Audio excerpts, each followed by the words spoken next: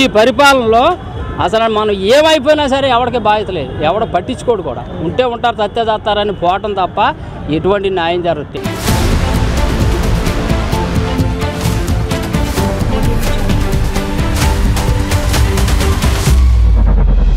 నమస్తే అండి, మీ పేరు? సుబ్రహ్మణ్యం. ఏం చేస్తుంటారండి? వ్యవసాయం. ఎక్కడ సార్ మీది? రాజుపేట, పెదపాడు మండలం. ఏ నియోజకవర్గం అండి? దెందులూరు నియోజకవర్గం. ఏంటి సార్ అసలు జగన్ గారి పరిపాలన ఎలా అనిపించింది? జగన్ గారి పరిపాలన ఏం ఉపయోగాలు లేవు బాబు. మేము అనేక రకాలుగా డాక్టర్ పడి ధాన్యం అమ్ముకుంటా కుదురులేక, వ్యవసాయాలకు అది నీళ్ళు సరిగా అందక అన్ని చాలా బాధపడుతున్నాం. మాకు ఎటువంటి రక్షణ లేక, ఏదో చిన్న చిన్న సమస్యలు కూడా తీర్చేవాళ్ళు లేక, ఎటువంటి ఆధారాలు లేవు. మంచో చెడో చెప్పుకుంటా కూడా మాకు ఎటువంటిది లేదు. వాళ్ళ ఇష్టమో ఎవడో ఓట్లు అయ్యేదాకానేమో వచ్చా తిరిగారు, ఆ తర్వాత మమ్మల్ని పట్టించుకునేవాళ్ళు లేడు. ఏదైనా మంచో చెడో ఏదైనా జరిగింది అనుకోండి, ప్రాబ్లం చెప్పుకునే దిక్కు లేదు, వాళ్ళకి ఇచ్చాం నాదుడు లేదు. అన్నీ బాధలు తప్ప సుఖాలు లేవు. నా బట్టికి నాకే నా బిడ్డ చనిపోతే చెప్పుకునే దిక్కు లేకుండా పోయింది. ఎన్నిసార్లు నూజివేడులో నుంచి మన ఎస్పీ ఆఫీస్కి కాగితాలు పెట్టి, నోటీసులు పెట్టి, ఎస్పీ మేడం గారితో కేసు పెట్టి, అది అంత పని అవుతుందని పంపిస్తే కనీసం అక్కడికి వెళ్ళాక ఎస్ఐ గారు పట్టించుకోక అది అంత పని రేపు రా మాపరం 3 సంవత్సరాలు తిరుగుతున్నా. ఇంతవరకు దరి ఎంత లేదు. ఎటువంటి టార్చర్ పెట్టారో ఒక ఎస్పీ అటువంటి మేడం గారే నన్ను పట్టించుకోవాలి. మామూలు పోలీసు వాళ్ళు అయితే బాబాయ్ మళ్ళీ రా, ఎస్పీ మేడం గారు చెప్పారు కానీ చేస్తాం అంటాం, పంపించటం. నా బిడ్డ పోయింది, దానికి 2 పిల్లలు అన్యాయం అయిపోయారు. చెప్పుకునే వాళ్ళు లేరు. ఎవరికైనా చెప్పుకున్నా సరే మేమేం చేయం, నాకు చదువు లేదు.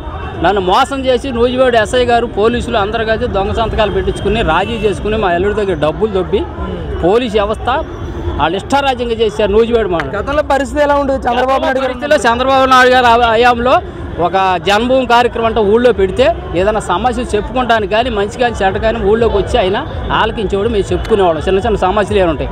ఇప్పుడు అసలు వచ్చిన నాదుడే లేదు, మేము చెప్పుకునే అవకాశాలే లేవు. ఏంటి బాబు, ఇక్కడ ప్రధానంగా ఏలూరు పార్లమెంట్ అభ్యర్థిగా పుట్ట మహేష్ యాదవ్ గారు ఈరోజు నామినేషన్ వేస్తూ ఉన్నారు. అసలు ఎలాంటి న్యాయం జరుగుతుందంటే నేను గెలిస్తే కుర్రోడు మంచి పనులు చేస్తాడని జనమందరూ అనుకుంటున్నారు. అంతవరకు నాకు తెలుసు.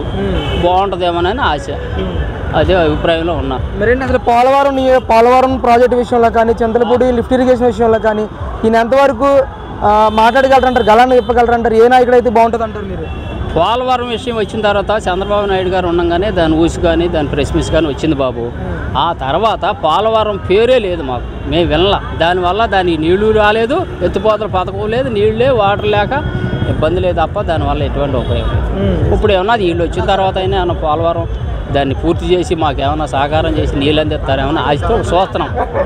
అంతవరకే అది బాబు చేసేది. మాకు తెలిసిన మట్టుకి ఎటువంటి న్యాయం జరగట్లా. నా పోటు మధ్యతరగతిగా అటు ఇటు కానివ్వండి ఇబ్బందులు తప్ప ఎటువంటి న్యాయం చేయట్లా. నా మట్టికి నాకు 3 పిల్లలు, నాకు వెనకమాల ఏమీ లేదు.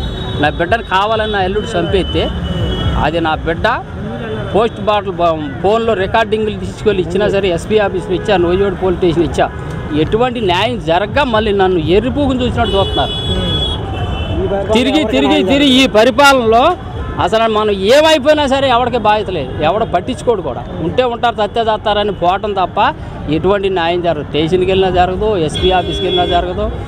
పెద్ద మనిషి చెప్పుకుందామన్నా లేరు, ఏమి లేదు. Right Babu, thank you.